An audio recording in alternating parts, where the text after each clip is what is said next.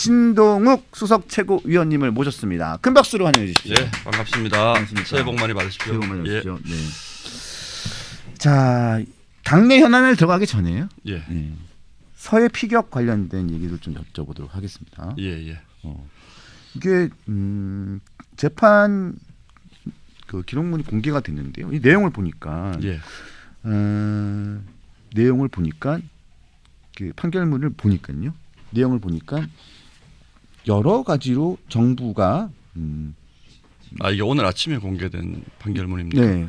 아, 제가 잘 모르고 있어가지고. 그러면 예. 이 내용은 다음번에 예. 하도록 하겠습니다. 예. 네, 아침에 다음번에 하도록 하겠습니다. 예, 제가 당내 일이 워낙 복잡해서 네네. 예, 좀 자세히 좀 네, 알겠습니다.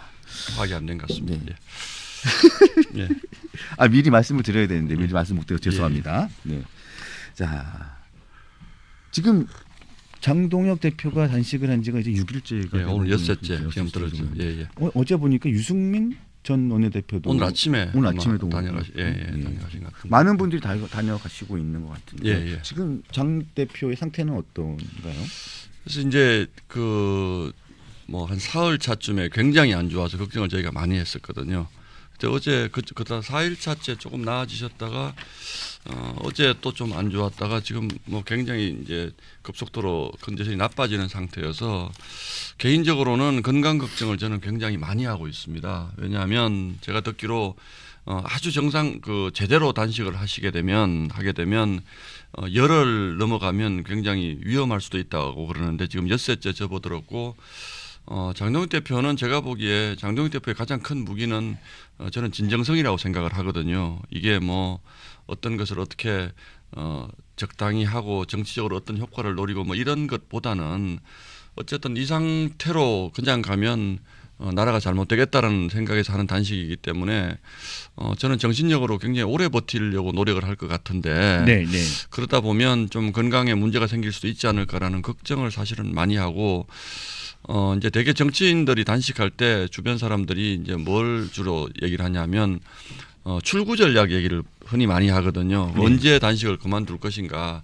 그래서 뭐 단식을 시작하기는 쉬워도 그만두기가 어렵다 이런 얘기도 하는데 제가 그 얘기를 사실은 물었을 때 장동혁 대표가 저한테 그런 건 없습니다. 그냥 여당이 제 요구를 수용할 때까지 또는 쓰러질 때까지 그냥 하겠습니다. 그랬거든요. 네. 그래서 저는 건강을 해치지 않았으면 참 좋겠다는 생각인데 아마 그런 부분들이 좀 걱정되는 그런 이제 중요한 분기점을 왔고 또 유승민 전 의원님 말씀도 하셨습니다만 이제 시간이 지나면서 어제도 뭐 굉장히 지역 당협위원장들뿐만 아니고 인사를 해서 건강이 더 나빠지는 것을 걱정할 정도로 많은 분들이 오고 계시거든요. 네, 김태형 충남지사하고 어제 뭐 이장우 시장, 김태흠 시장. 지사, 뭐 유정복, 오세훈 전 뭐 전국적으로 이철우 다 왔다 가셨고 그래서 우리 보수가 장동혁 대표의 단식을 계기로 좀 결집하는 이런 국면으로 가고 있다. 조금 전에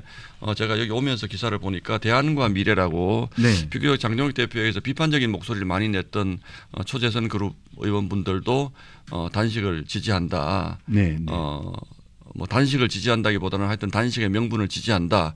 그리고 단식의 명분을 폄훼하는 그런 당내 운동은 좀 삼가해달라라는 성명을 냈더라고요. 네. 그래서 저희가 여러 가지 지금 어려운 상황들이 많이 있습니다만 장동혁 대표의 단식을 계기로 이게 조금은 좀 뭉치는 이런 계기가 되고 있는 것은 분명하다고 저는 보고 있습니다. 그러니까 장 대표의 단식을 좀 폄하하는 메시지가 좀 일부 의원들 중에서 나오긴 나왔었죠. 뭐 상당히 제가 생각하기에 충격적인 얘기라고 저는 생각합니다.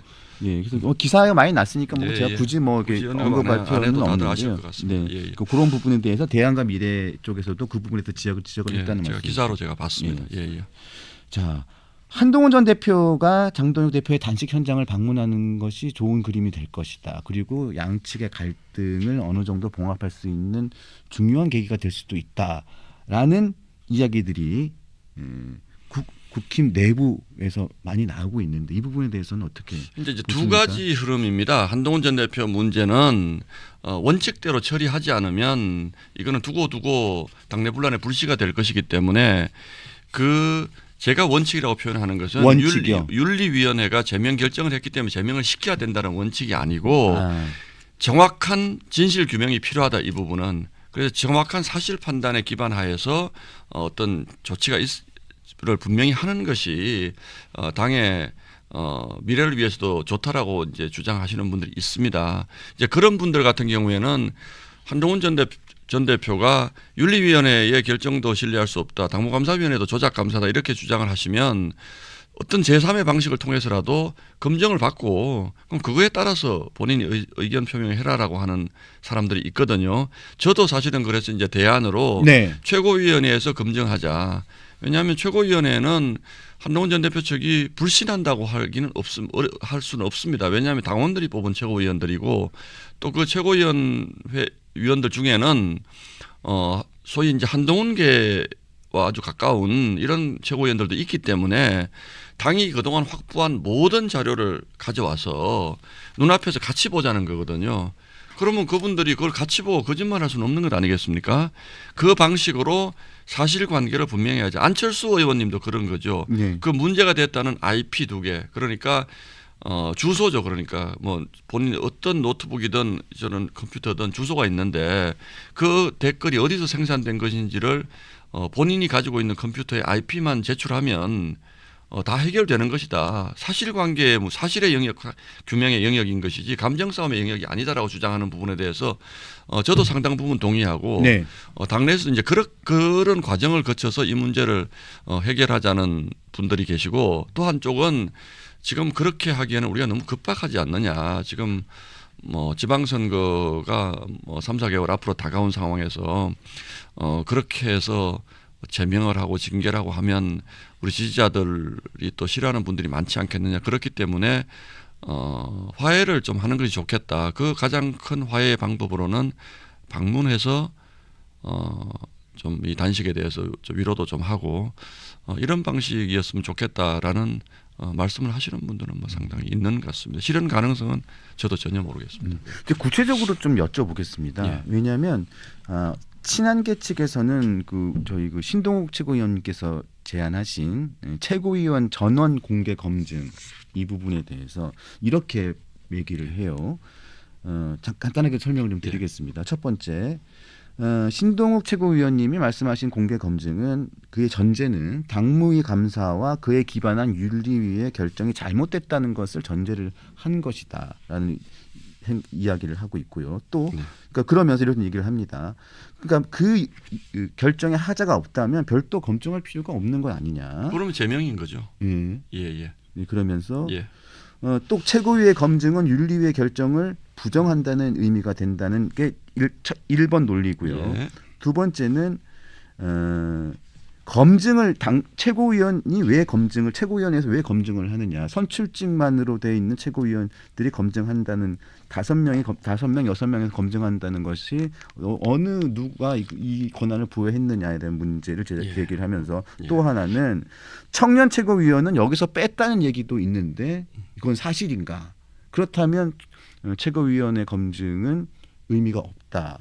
이렇게 주장을 하고 있거든요. 이 부분에 대해서 제가 자세히 말씀드리겠습니다. 네네. 예, 전혀 이 제안을 이해 못한 얘기고요. 윤리위원회에 하자가 없어서 그러는 것이 아니고 지금 당사자가 동의하지 못하겠다며 계속 분란을 일으키고 있지 않습니까? 동의를 하면 그냥 본인들도 그럼 윤리위원회 제명이라는 징계 처분을 달게 받고 겸허히 수용하는데 조작 감사라는 주장을 하고 있기 때문에 조작 감사를 주장하고 있죠. 그리고 저희가 지난번에 최고위 회의에서 의결을 미룬 취지도 그럼 재심 신청을 해서 다시 그 평가를 받아라. 그것도 안 응하고 있습니다. 그러면서 뭘 얘기하냐면 윤리위원장 교체하라는 얘기를 합니다. 그러면 당무감사위원회 위원장을 고발해 놓은 상태입니다. 고발을 고소했죠. 이호선 위원장을 고소해 놓은 상태입니다. 고소했죠. 그리고 윤리위원장은 교체를 요구하고 있습니다. 그러면 이 본인이 억울하면 재심을 가는 건 당연한 것이거든요. 어느 절차에서나. 그런데 재심을 안 하는 것을 넘어서서 재심을 해야 될 분들을 고소하거나 교체를 요구하는 상태에서 돌아갈 수는 할 수는 없는 거 아닙니까? 저는 당무감사위원회든 윤리위원회 저희 당의 공식적인 기구에서 한 결론을 존중합니다. 최고위원으로서. 네. 그러나 당사자가 억울하다고 하니 그럼 최고위원회에서 검증을 하자라는 얘기를 하는 것이고 네. 두 번째 제가 당헌 당규를 봤더니 최고위원회의는 윤리위원회의 징계 수위를 번복할 자격은 권한은 없습니다. 그러니까 제명을 뭐 당원권 정지나 경고로 한다든지 이럴 수는 없습니다. 그러나 최고위원회의는 의결하면 당내 문제에 대해서 어떤 것이든 논의할 수가 있습니다. 그 자료를 다 받아서. 그리고 세 번째 거기에서 핵심은 우재준 최고위원입니다. 우재준 최고위원이 직접 들어와서 보라는 것이 핵심입니다. 그거는 누가 우재준을 제외한다는 얘기를 합니까? 그래 혹시 오해할까 봐 제가 선출직 최고위원이라는 표현을 썼습니다. 네. 지명직은 장동혁 대표가 지명한 사람이니까 들어오지 말아라 라고 얘기할 것 같아서 선출직 우리 당원이 선택한 5명의 최고위원만 참가하자는 거예요. 네. 거기에 소위 친한계 분들이 우리 편이라고 생각하는 분들을 더 적극적으로 넣어주겠다. 또는 그분들이 추천하는 무슨 전문가가 들어오는 것까지도 수용한다. 수용할 수 있다. 네. 그리고 한동훈 대표도 나와서 해명해라. 이것 이상으로 저희가 더 이상 어떻게 열어줍니까? 그러니까 소위 한동훈계 쪽의 분들이 주장하는 것이 사실관계에 대해서는 저희에게 어떤 질의와 어떤 사실 확인도 없이 말꼬리 잡기거나 그냥 안 하겠다는 거거든요. 저게. 자, 그렇지 않습니까? 네. 예. 조작감사라고 주장하면 더더욱 재심을 요구하고 더더욱 진상규명을 요구해야죠. 그래서 말씀하시는 건 보면 지금 한동훈 전 대표 측이 이야기하는 청년 최고위원을 제외 이거는 사실 무근이네요. 사실은 무건일 뿐만 아니고 네. 저는 더 강하게 청년 최고위원이 들어와서 보라는 거예요. 예. 그런 의미에서 예. 최고위원회에서 다시 한번 기회를 준다는 취지의 검증이라고 보면 되는 거죠. 그렇습니다. 네. 기회도 드리고 사실관계도 정치적으로 일단 판단해 보자는 거죠. 예. 그럼에도 불구하고 친한계에서는 두 가지 이야기를 계속 하고 있어요. 당무감사위원회 맨 처음에 윤리위원회의 결정에 제공한 윤리위원회의 결정에 기초가 된 당무감사 시절에 이호선 위원장이 했던 그 당무감사가 조작됐다라는 얘기입니다. 그리고 본인이 시인을 했다. 본인이 이호선 위원장 또 본인이 시인을 했다. 이런 논리를 계속 하고 있습니다. 그 부분에 보면 한동훈 동명이인 한동훈 부분하고 진영 장인 이름이 나와 있는 그 부분에 대해서 이름이 바뀌고 그 상황이 바뀌는 부분에 대해서 문제 제기를 했더니 이호선 당무감사위원장이 그거는 소명의 기회를 오히려 주는 것이다. 이 부분을 계속 문제를 삼고 있거든요.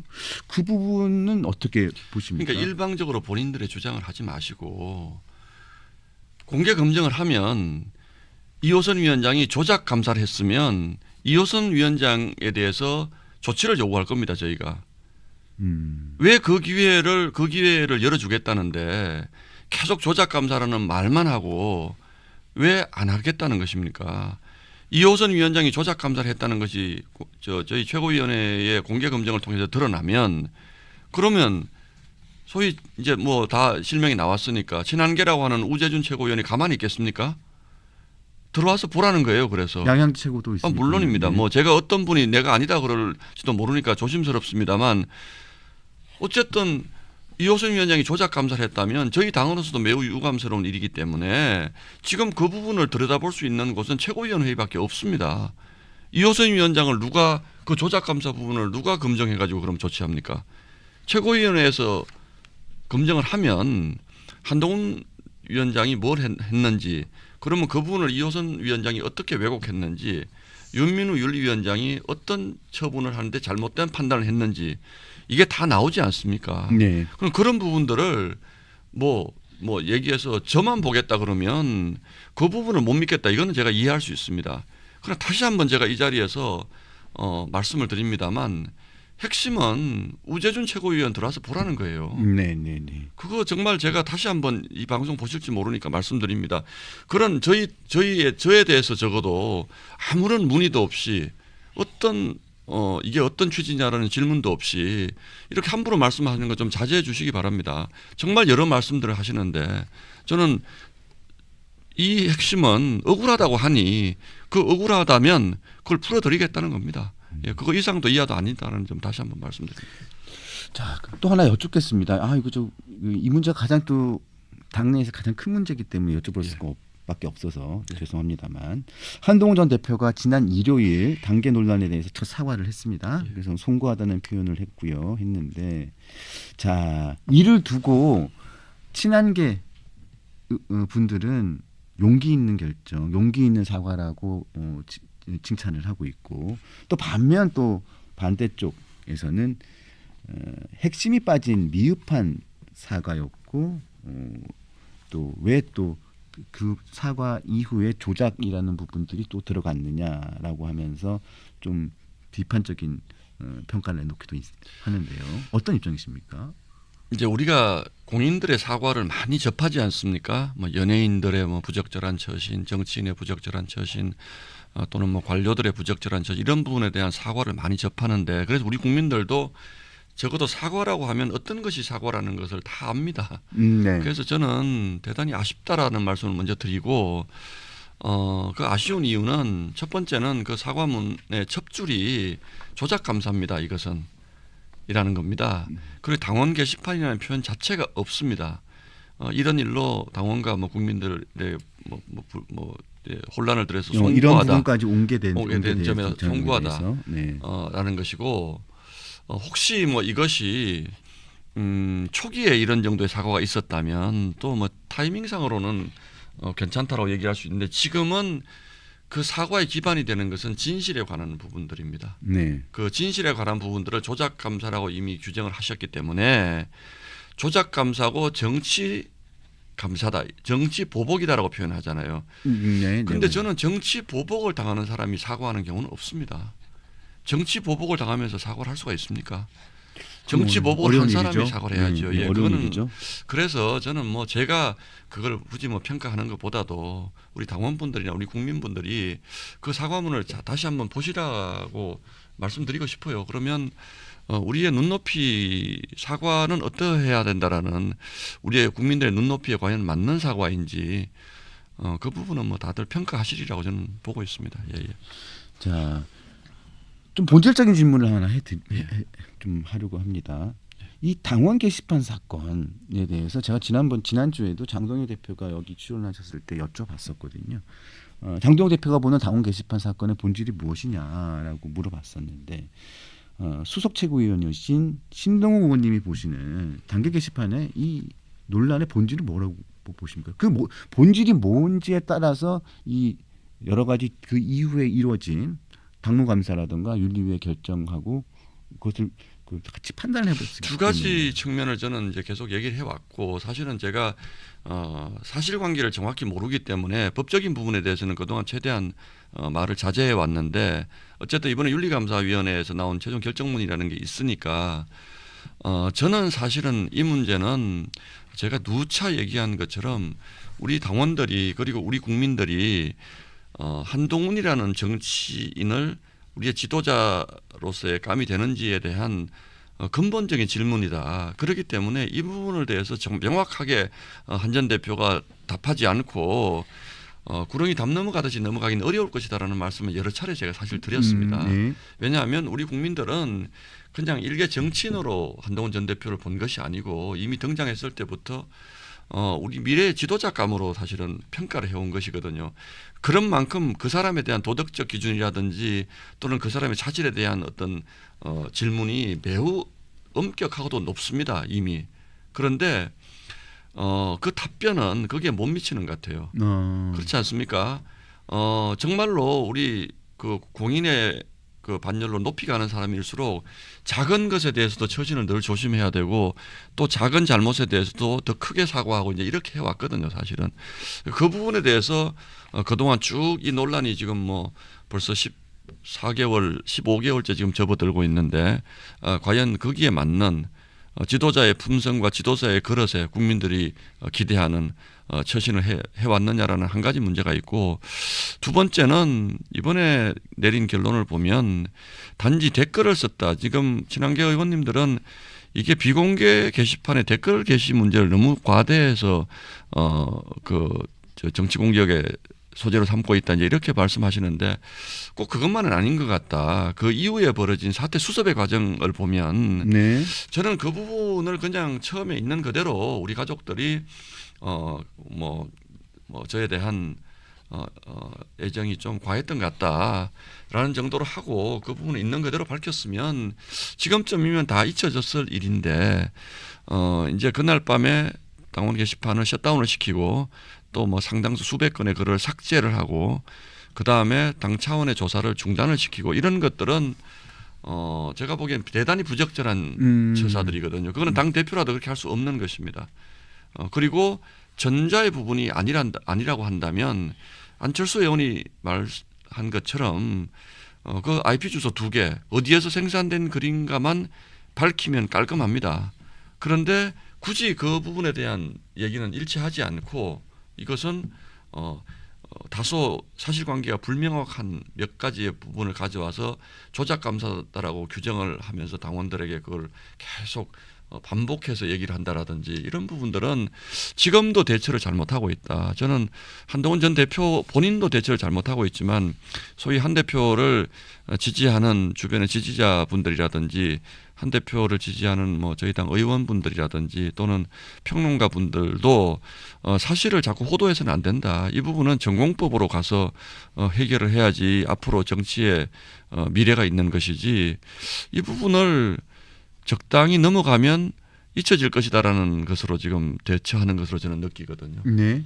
그렇게 하는 것은 결국은 근본적인 해법은 아닐 것이다라고 저는 생각을 합니다. 예. 네. 친하계 쪽에서는 계속 아까 말씀하신 것처럼 그런 논리입니다. 아니 왜 비공개로 돼 있고 익명 게시판에 글을 올린 게 무슨 문제가 되느냐. 또 두 번째는 한동훈 전 대표 가족들이라고 알려진 사람들이 쓴 글을 보면 대부분 뭐 사설들을 올린 글인데 큰 문제가 안 된다는 얘기고요. 또 두 번째는 그리고 그 내용의 비판의 대상이 윤석열 전 대통령과 김건희 여사에 대한 부분인데 그러면 윤 전 대통령 부부를 비판도 못하느냐 이런 논리로 얘기를 합니다. 또 하나는 또 보면 이런 얘기죠. 결국은 이번 단계 사건을 이번에 1년 반 지나서 1년 반이 지난 상황에서 꺼내서 이걸 제명으로 지금 윤리위에서 결정한 부분은 결국은 탄핵에 대한 반대와 찬성에 대한 입장차에 대한 정치적인 보복 아니냐 이런 이야기도 좀 하고 있는 거거든요. 그럼 제가 이렇게 질문해 보겠습니다. 당시 한동훈 대표 있었을 당시에 이제 당내 제2인자는 추경호 원내대표였거든요. 뭐 추경호 원내대표가 적절치 않다면 저라도 좋습니다. 추경호 원내대표의 가족들이 아이디를 한 10개를 만들어서 실체 불명의 IP를 통해서 한동훈 대표 당시에를 비방하는 글을 수천 개를 올렸다고 치면 그러면 그것도 한동훈 전 대표 측에서 익명 게시판이니까 괜찮습니다라고 얘기를 했겠습니까? 사람이 역지사지라는 걸 해봐야 됩니다. 본인이 그런 공격을 당했다면 적어도 그리고 대통령 국가 원수 아닙니까, 그죠? 국가 원수는 국민들의 삶을 책임지는 사람입니다. 아무리 익명 게시판이라고 하더라도 해야 될 것과 해서는 안 되는 것이 있는 것이죠. 물론 그것이 발각이 안 됐다면 그걸로서 묻혀졌겠지만 여당 대표는 대통령과 함께 국가를 운영하는 사람입니다. 그 한 축인 사람이 그 다른 축 국가 원수를 향해서 가족들의 그걸 동원해서 그런 식의 글을 그렇게 유포했을 때 네. 그게 도덕적으로 용인될 수 있는 것인가? 그래서 제가 그런 질문을 드리는 겁니다. 제가 가족을 동원해서 당 대표의 정말 극단적인 표현을 써서 입에 담기도 어려운 이런 표현을 써서 그럼 당 대표를 제가 비난합니다. 그러면 그게 저희 당원들이 용납할 수 있겠습니까? 저를 제명하거나 저를 윤리위원회에 제소하라고 얘기 안 하겠습니까? 저 지금 장동혁 대표가 단식하고 있는데 제가 입에 담을 수 없는 얘기들을 제 가족을 동원해서 당원 게시판에 수백 개를 썼다고 상상을 해보세요 한번. 익명 게시판이라는 게 모든 것을 막을 수 있는 방패입니까? 네. 그렇지 않습니까? 우리 네. 시청자분들도 들어보세요. 입에 담을 수 없는 온갖 욕설을 해서 제가 우리 당대표를 지금 비난한다고 치자고요. 그러면 그거 우리 지금 당원들이 저를 용납하겠습니까? 본인이 그런 공격을 당했다고 생각하면 지금 친한계 의원님들 그렇게 얘기할 수 있겠습니까? 저는 정말 이건 좀 역지사지를 꼭 좀 해봐 주십사 하는 말씀을 드립니다. 익명 게시판이라는 게요. 모든 것을 다 용납하는 게 아닙니다. 거기에서는 법적으로는 어떨지 모르지만 거기에는 우리 사회가 법으로만 움직이는 게 아니지 않습니까? 네. 윤리도 있고 도덕이라는 것도 있는 겁니다. 자꾸 그 부분을 가지고 헌법에 뭐 보장된 뭐 무슨 뭐 양심의 자유를 뭐 어쩌고 뭐 이런 얘기들 자꾸 저한테도 하시는데 그런 분은 정치하시면 안 되죠. 정치를 왜 합니까? 우리 편 아닙니까? 우리 편이 비록 잘못했으면 당대표라는 입장에 있었으면 어쨌든 찾아가든 공개적으로 기자회견을 하든 대통령 이렇게 하시면 안 됩니다라고 얘기를 해야지. 어떻게 가족을 동원해서 익명 게시판으로 들어갑니까? 그거는 저는 있을 수 없는 일이라고 생각합니다. 네, 일각에서는 또 그 익명 게시판의 문제를 가지고 그 문제로 익명 게시판에 있는 내용들을 언론에 흘리고 그런 다음에 그걸 기사화해서도 여론을 만들었다. 그걸 또 본질로 보는 분들이 계시던데 장동혁 대표는 그걸 본질로 보고 있더라고요. 그러니까 큰 틀에서 보면 그게 이제 순수한 그냥 의견 개진이 아니다라는 측면에서 보면 그게 본질일 수도 있습니다. 그래서 장동혁 대표 그 부분을 중요하다. 여론을 조성하는 것. 그 여론 조성은 범죄거든요, 사실은. 드루킹의 여론 조작도 범죄이듯이. 근데 저는 사법적인 문제를 떠나서 윤리적으로 저는 제 기준으로는 그렇게 해서는 안 된다는 말씀을 지금 드리는 겁니다. 네. 그 이전에. 예. 자, 장동혁 대표 단식과 관련해 가지고 여당 대표인 정청래 대표가 명분 없는 단식을 중단하라. 밥은 먹고 싸우라. 기전에는 또 다른 이야기로 조롱을 했었는데 뭐 단식 투정하는 것 같다라고 얘기를 했었는데요. 저희 패널이신 이 김형주 전 의원이 한 방송에 나가셔가지고 단식을 두고 죽으면 더 좋고 뭐 이런 발언을 하셔가지고 지금 논란이 됐습니다. 자, 지금 당 안팎에서 이 장 대표에 대한 단식에 대한 이게 좀 수위를 넘는 조롱, 멸시 이런 부분들이 좀 있는 것 같아요. 최근 들어서는 이제 뭐 단식이라는 것이 상당히 뭐 흔해졌기도 하고 해서 단식을 편하게들 말씀을 하시는 것 같은데 그 단식은 최후의 수단입니다. 이게 단식의 의미는 목숨을 걸고 한다는 뜻이거든요. 근데 저는 지금까지 제가 느끼는 장동혁 대표는 그렇게 진정성을 가지고 있습니다.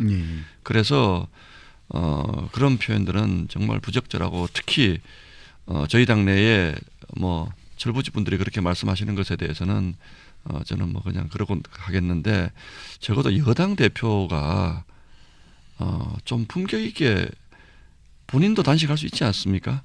그것도 역지사지의 부분이라고 저는 생각을 합니다.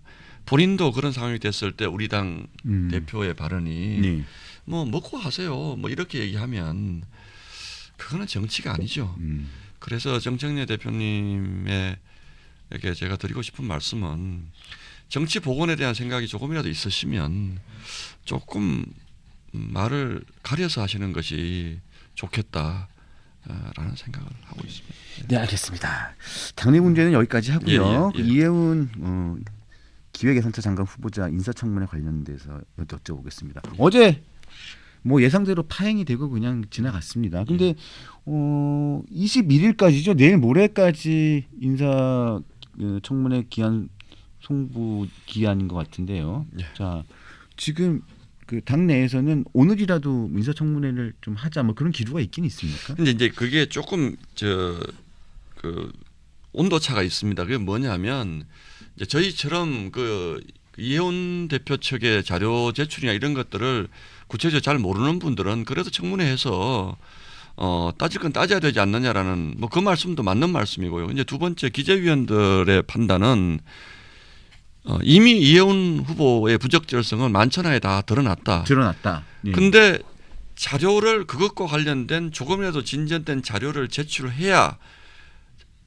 추궁을 할 수가 있는데 완벽하게 자료를 안 내고 있으니 그렇죠. 오히려 여당 의원들의 질문 시간에 변명할 수 있는 기회만 줄 수 있다라는 판단을 하는 것 같아요. 네. 근데 사실은 뭐 조금 전에 우리 정혁진 변호사님 말씀을 들었습니다만 정부 강요로서의 부적절하다는 것은 뭐 도덕적이든 사법적이든 윤리적이든 이미 드러났거든요.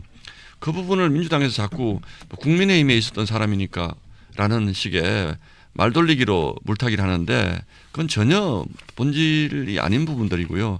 저희가 보기에는 이해운 그 지명자는 철회하는 것이 맞습니다.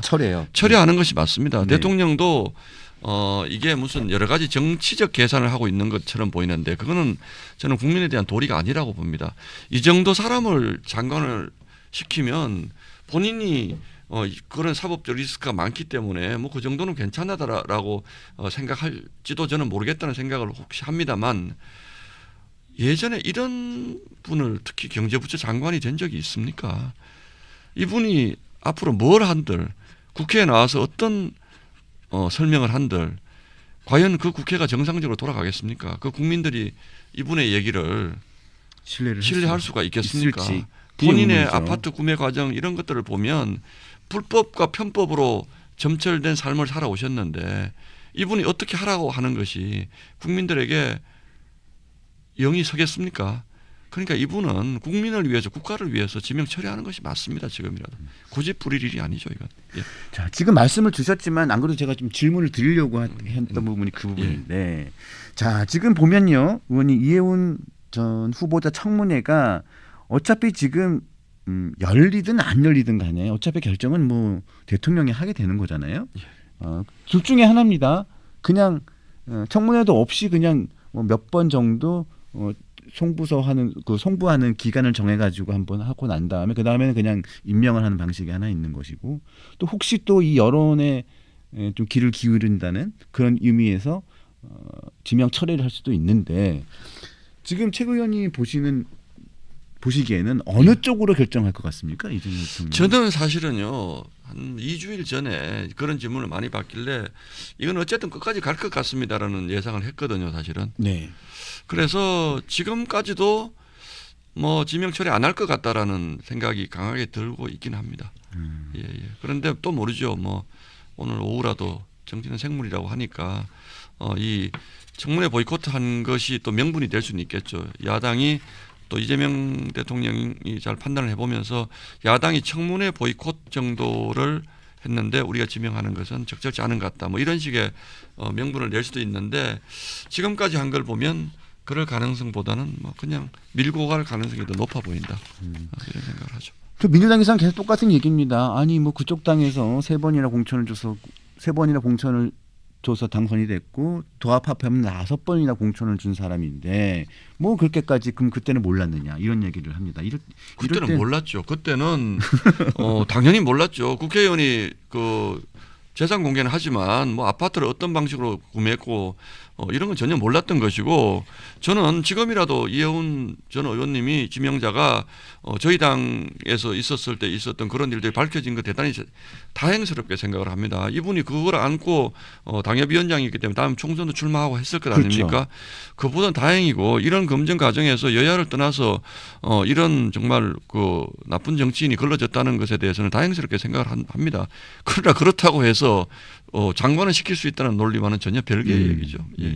그럼 저희 당에서 범죄 저지른 분들 다 보낼까요? 그러면 다 장관 시켜 주실랍니까 민주당에서? 그러면 그거 원하면 저희가 다 보내드리죠. 예. 알겠습니다. 예. 자 이제 김경 의원 얘기를 잠깐 좀 해보겠습니다. 김경 의원 관련된 1억 원 공천 헌금 내용이 지금 계속 논란이 되고 있는데 오늘 강선우 의원이 민주당을 탈당하는 강선우 의원 무소속이죠. 오늘 경찰에 오늘 출두하면서 뭐 이야기를 했습니다. 이야기 내용을 들으셨는지는 모르겠지만 뭐라고 했습니까? 좀 기가 막힌데요. 예. 자 짧습니다. 짧은데 뭐 그냥 심려 진심으로 죄송하고 조사에 성실히 임하겠다. 요까지 괜찮은데요. 예. 그 다음이 저는 제 삶의 원칙이 있고 그 원칙을 지킨 삶을 살아왔습니다라고 들어갔습니다. 그 원칙이라는 게 뭔지 도대체 알 수가 없는데. 이제 저런 부분들이 요즘 정치인들이 흔히 얘기하는 본질 흐리기거든요. 그러니까 질문에 대한 대답이 아닌 겁니다. 이제 요즘 정치인들이 이제 저런 수법을 많이 딴소리하기 화법이거든요. 저게. 그러니까 뭐 아무 의미 없는 얘기죠. 저런 얘기들은. 그러니까 1억 원을 김경시 의원이 강선우 의원 측에서 요구해서 준 거다라고 했으면 거기에 대한 답을 하는 것이 맞죠. 그렇죠. 근데 물론 뭐 조사받으러 들어가는 과정이니까 저렇게 포괄적으로 얘기하고 들어간 부분은 이해는 합니다만 뭐 저건 뭐 그렇게 큰 의미 그 원칙이 뭐였을까요? 그것도 저는 정확히 잘 모르겠습니다. 예, 예. 그래서 이 돈을 두고 지금 네. 말들이 다 엇갈립니다. 맨 처음에는 그냥 강선우 의원은 돈을 받았다가 바로 돌려줬다는 입장이었고 김경은 맨 처음에는 돈을 준 적이 없다고 했다가 그다음에 자수서 형태로 본인이 얘기를 했죠. 1억 원을 전달했다가 또 몇 달 있다가 돌려받았다라고 얘기를 했는데 그 중간에 껴있는 사무국장이 있는데요. 사무국장은 돈인 줄 몰랐고 거기는 그냥 그 자리에 갔는데 나가 있을 때 전달만 했을 뿐이라고 했는데 그러면서 갑자기 얘기가 바뀌는 게 이게 보좌관이 중간에서 요구를 했다. 요구를 했다라는 진술이 나왔거든요. 자, 지금 국민의힘 차원에서는 이 부분을 좀 어떻게 보고 계신지도 궁금하고 그리고 이런 지금 공천 헌금 문제가 또 어떻게 보면 국민의힘 쪽에도 혹시 있지 않느냐 뭐 이런 얘기도 있거든요. 그런데 지금 벌어지는 양상을 보면 민주당이 훨씬 심각한 건 사실인 것 같아요. 저게 저런 왜 그렇게 말씀을 드리냐면 저런 일이 벌어졌는데 개인 차원에 그치지 않고 당내 지도부에 보고가 됐다는 거잖아요. 네. 그런 정도라면 상당히 어떤 조직적으로 저런 부분들이 많이 있었을 것 같다는 생각이 들고 물론 저희도 저런 일이 있다면 뭐 적발이 된다면 일벌백계뿐만 아니고 뿌리를 뽑아야 될 것이고 이번 지방선거를 앞두고 저희가 이제 신고센터도 지금 만들었거든요. 그러니까 저희도 용납할 수 없는 부분입니다. 그러나 민주당에 저런 것이 있으니까 국민의힘도 있지 않겠느냐라는 국민적 의혹에 대해서는 뭐 정말 뭐 유감스럽게 생각을 합니다. 민주당은 본인들이 한 것에 대한 해명을 해야지 뭐 있을 때마다 자꾸 물타기하고 이해운 장관도 국민의힘에 있었던 사람이다 이렇게 얘기하는데 뭐 아까 주신 말씀 중에 그냥 제가 정치하면서 느낀 상식적인 생각에 저는 1억 원이라는 돈을 받으면서 보좌관을 개입을 시켰을까라는 생각을 합니다. 그 보좌관이 얼마나 믿을 수 있는 보좌관인지는 잘 모르겠는데 저게 아주 옛날 정치를 하셨던 분들은 거의 동지적 관계의 보좌관들이 많았거든요. 그렇죠. 거의 식구보다 더 가까운. 네. 그 시절에는 보좌관들이 뭐 예전에 돈실물음도 주로 하고 했지만 지금은 제가 보기에는 저는 보좌관이 거기에 직접적으로 개입이 됐을까라는 의심은 가지고 있고 김경 의원도 처음에는 잡아 떼려고 하다가 보니까 이건 도저히 안 될 것 같으니까 줬다. 근데 그것도 더 나아가서 요구해서 줬다.